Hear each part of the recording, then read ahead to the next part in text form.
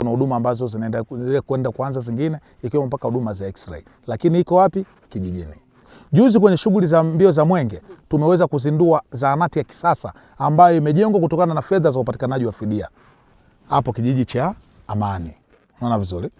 Kwa hiyo wananchi wa hapa katika huduma hizo za kijamii wameanza kuzipata. Lakini pia kijiji hiki ndio kijiji cha mfano Tanzania ambapo kila mwananchi anatumia bima ya afya. Watu wanaokadiriwa kwenye kijiji cha Mundindi ni kama 3500 ambao wanapata huduma za afya. Na hii upatikanaji wa hizi huduma za afya zilitokana na kijiji cha Mundindi, sehemu ya eneo la fidia walipata fedha yao. Wakachukua sehemu ya fedha shilingi milioni 400 wakazipeleka benki ya CRDB kununua bondi. Waliponunua ile bondi kwa mwaka inazaa shilingi milioni 41. Kwa hiyo faida wanayoipata wanaipeleka kwenye kuhudumia wananchi kwa ajili ya kuwalipia huduma ya afya. Lakini kitu kingine mwaka huu maajabu waliofanya ni kwamba wameenda kununua miche ya parachichi ambapo kila mwananchi amepata miche 10 ya parachichi. Kwa hiyo baada ya miaka 3 hiki kijiji kitakuwa ni kijiji cha parachichi. Parachichi zitakuwepo za kutosha.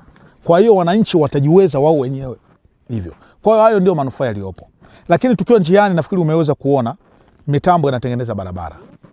Barabara hii ndio inayounganisha baina ya mkoa wa Njombe pamoja na mkoa wa Ruvuma kwa kupitia Madaba.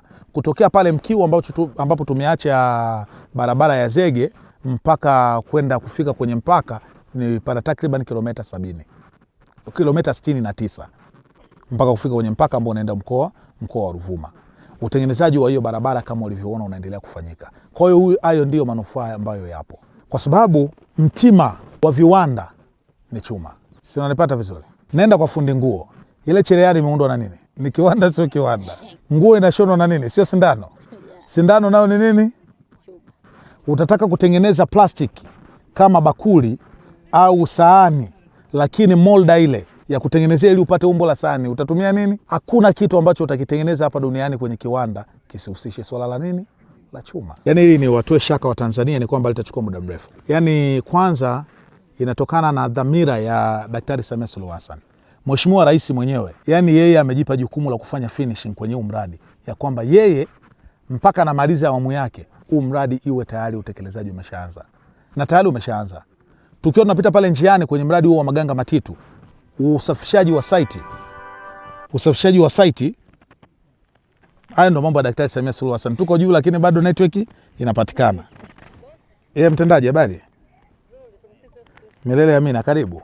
Sera ya Tanzania ni kwamba kuanzia mwaka 2000 wakati wa awamu ya 3 Mheshimiwa Benjamin Mkapa alileta sera ya mambo ya nje ambayo ilikuwa imejikita na diplomasia ya kiuchumi. Kuanzia hapo kupitia ile sera ilienda kubadilisha mifumo yote hata kisheria, namna gani ambavyo Tanzania itakuwa inafanya ushirika na mataifa mengine, mashirika mengine, makampuni na taasisi hata binafsi za ndani na nje, lakini zikiwa zina vision kwenye swala la diplomasia ya uchumi.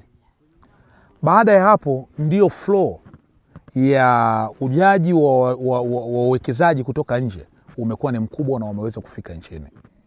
Na kati ya mataifa ambayo hayalalamikiwi kwenye swala la kuwatunza na kushirikiana na wawekezaji ni pamoja na Tanzania. Lakini jambo ambalo serikali ya Tanzania inalifanya ni kuhakikisha ya kwamba nje ya kuwakaribisha wawekezaji wa nje, maslahi ya wananchi, maslahi ya taifa ni lazima yapewe kipaumbele. Ndio maana nikakupa utofauti wa utekelezaji wa miradi ya chuma yetu sisi Tanzania na mataifa mengine. Mataifa mengine yanachimba malighafi, yanauza nje. Na ukiangalia kwenye data za export, inaonekana wana export chuma kwa kiwango kikubwa. Lakini baada ya hapo wanatoka wanaenda kununua nondo nje ya nchi kwa kutumia malighafi ambayo imetoka nchini kwao. Tanzania tunataka kuondokana na hayo maswala.